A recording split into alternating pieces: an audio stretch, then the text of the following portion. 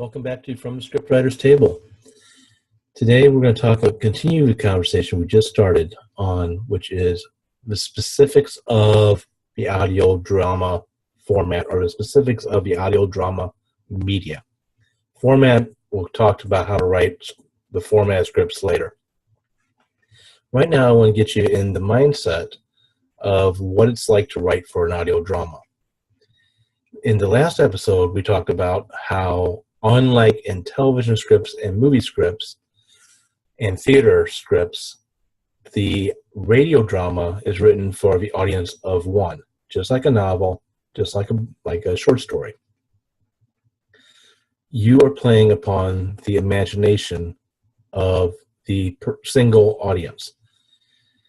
We're going to continue that theme because there's another aspect in which a radio theater, or radio drama, audio drama, it's all the same words.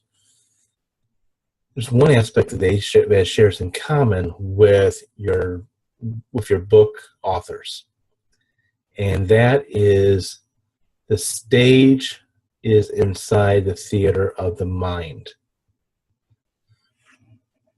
When you go see a movie, when you watch a television episode, when you watch a play up on the theater, up on the stage in front of you, everything is played out for the most part. There might be stuff that's left out, but for the most part, the entire story takes place in front of you.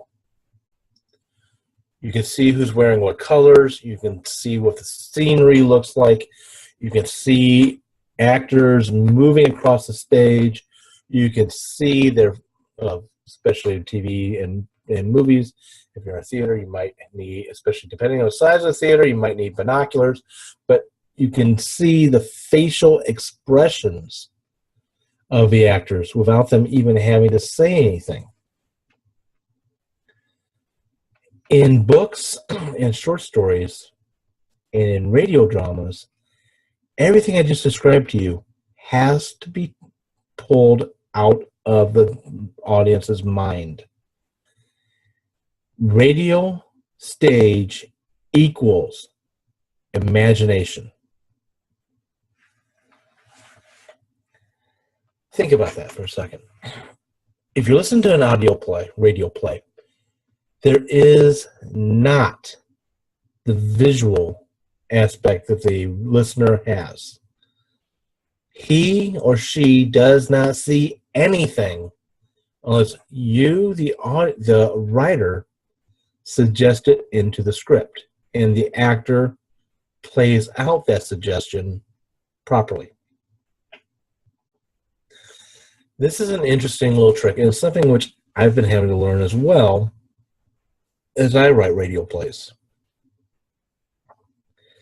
It's a balancing act between show and tell. That's normal in any type of book that you are writing. If you write books, it's also a normal thing, show and tell, show versus tell in screenplays. But the balancing line, because I keep pointing, let me use pen. Okay, let the camera get focused. Show versus tell on a screenplay may be over here, because you're able to show so much. You can show what the character's wearing. You can show the scenery. Theater, there's a piece of hair there. Theater, I'm going to cut you over here a little bit more because your scenery can only show so much. There has to be a certain hint that's in the script that will that gives a show of what that is, but there's hints about what may be off stage as part of the scene. Like, oh, do you see the boat over on the lake over there? The audience can't see it. Movie, you can show that. You can show it. Theater, you probably won't be able to show it. So you're balancing lines here on the show side. On the book side, you run into a risk. You can't tell about the boat. You have to show the boat, but you're doing that in a process of writing words that get translated into the reader's mind. So in theory, your show versus tell is, that line's probably closer to here. A little bit more off the center because you are having to tell it, but you're telling it in a showy way. Radio dramas. There is the desire sometimes for brand new authors of radio dramas to try to do what you do in books, which is go into these long, descriptive narrations about what it is that you're seeing. And you cannot do that. So actually, the show versus tell, the line is more over here than by books. It is a very careful art form in which you're doing.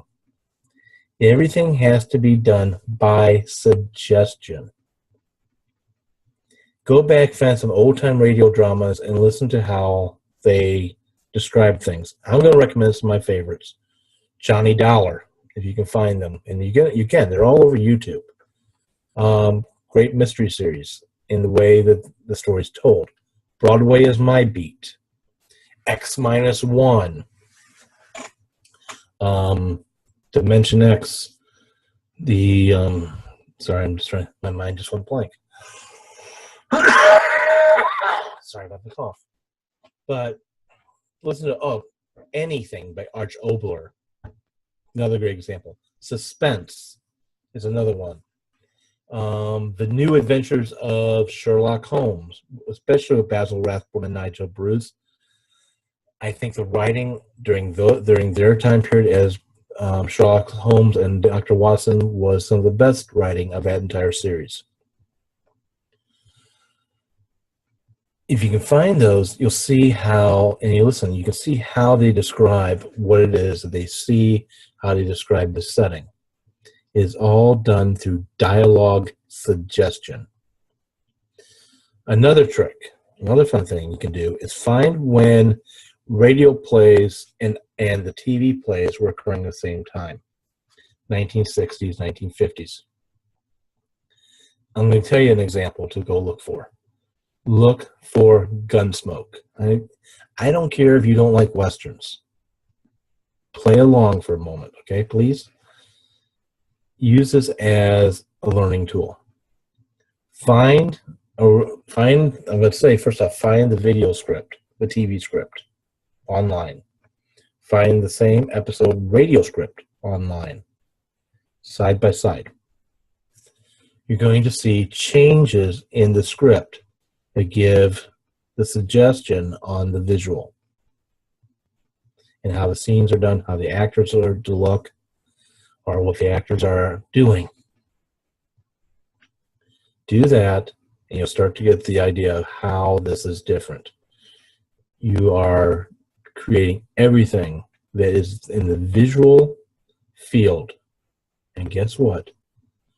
In the textual field, and in the smell or the olfactory sense, as well as taste. All of that is done through suggestion in the script. Off the top of my head, let me use taste for a second. In a movie, you can see somebody takes a bite of food. They do that. You can wrinkle their nose. You have an immediate reaction. You know that person did not like what they just tasted. And in the theater, you could have the same thing. You might have a little dialogue with it, but that's disgusting. That's it.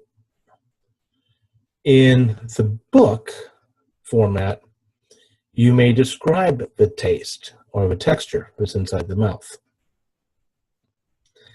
and give the idea. She wrinkled her nose and tried not to spit out the food.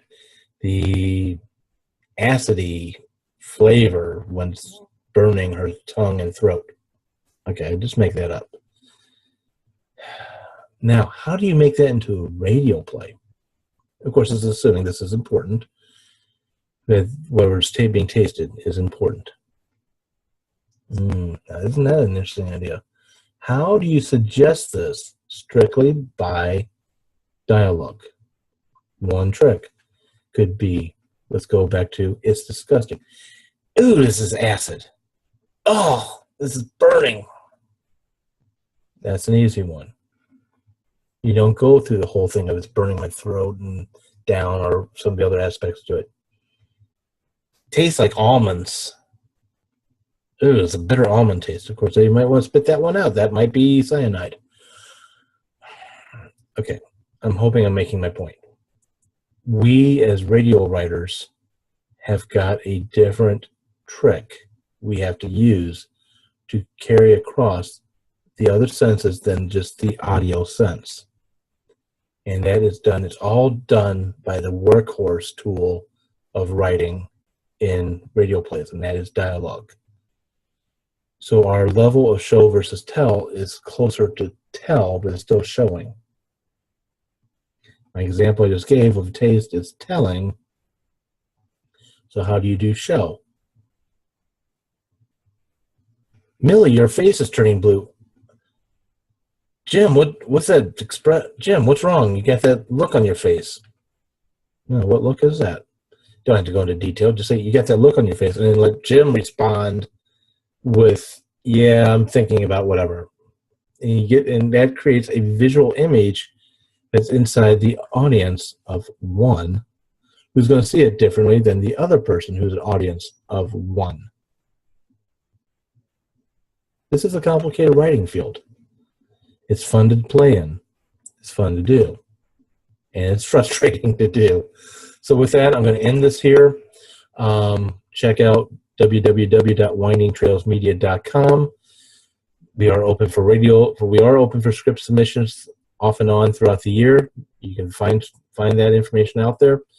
You can also go to the script page. You'll see the script call page. Even if we're not open for scripts at this point, you will see how to write the format. There's a couple of different links that will take you to it. How to write the format in radio scripts.